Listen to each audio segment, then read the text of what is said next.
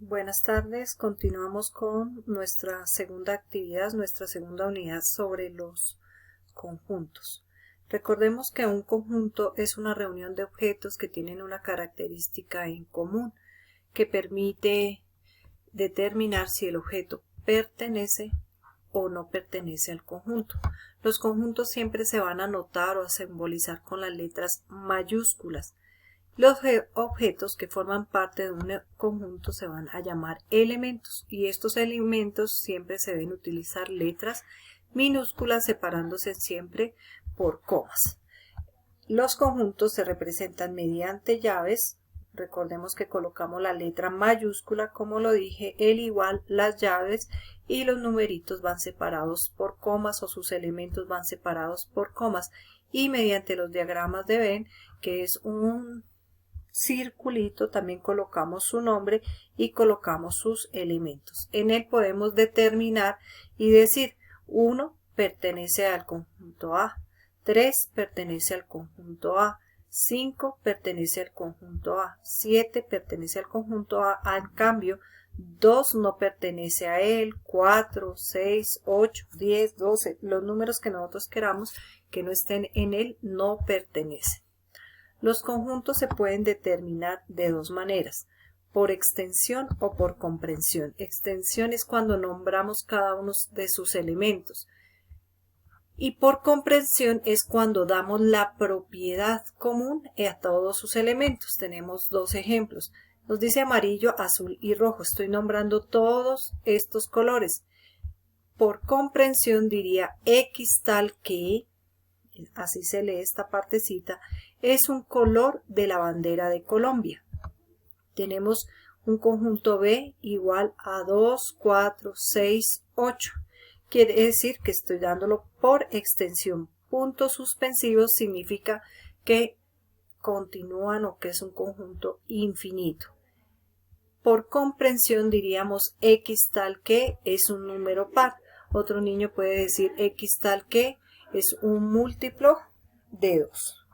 Los conjuntos se pueden clasificar de la siguiente manera. Un conjunto vacío es aquel que carece de elementos, se va a anotar con la letra griega que se llama phi, o un par de llaves pero en su interior no tiene elementos. Aquí tenemos X tal que es un gato acuático, pues no hay gatos acuáticos. Puedo decir X tal que es un estudiante de grado sexto mayor a 16 años. No hay ningún niño mayor a 16 años.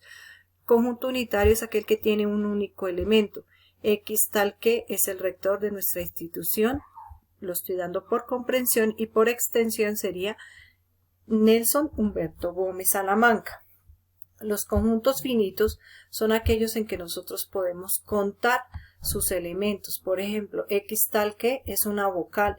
Podemos decir que hay 1, 2, 3, 4, 5 elementos. En el conjunto anterior, el X tal que es un color de la bandera de Colombia. Tiene 1, 2 y 3 elementos, 3 colores.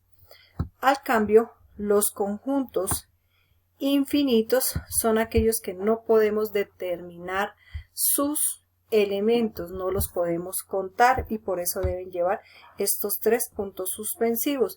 X tal que es un número impar, son muchísimos los números impares, y el conjunto universal es el que sirve como referencia para otros. Por ejemplo, X es un colegio de Colombia, sería el conjunto universal, y de él podemos sacar un subconjunto que sería X tal que es un colegio de Boyacá. Existen algunas operaciones de los conjuntos. La primera es la unión, quiere decir que hay un elemento que pertenece a A o que pertenece al conjunto B. Aquí yo les estoy dando un conjunto universal y 3 subconjuntos del conjunto universal. Me piden hallar B unión C. Son los elementos que están entre el conjunto B y el conjunto C. Lo podemos graficar y recordemos que el color significa la operación, la reunión de esos elementos que hay entre B y C, o lo podemos dar por llaves. Aquí me piden hallar A unión B unión C, es decir que son los elementos que están en los 3 conjuntos. Intersección son los elementos comunes o el elemento que pertenece al conjunto A y que está en el conjunto B. Acá, por ejemplo, me piden hallar A intersección B. Son los elementos que se repiten en esos dos conjuntos. Vuelvo y repito, lo podemos utilizar o graficar mediante los diagramas de Venn. Echamos un solo color para indicar la operación o los podemos dar por extensión, que en este caso sería 2 y 6. Aquí me piden A intersección B intersección C. Es el elemento común que está o se repite en los tres conjuntos y démonos cuenta que solamente es el número 6.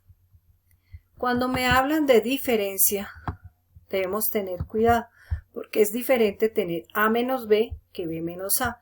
A menos B significa los elementos que pertenecen a A, pero que no están en B. Y B menos A significa los elementos que pertenecen al primer conjunto y que no están en el segundo. Acá estamos hallando A diferencia de C, es decir, que son los elementos que pertenecen o son exclusivos de A que no están en C.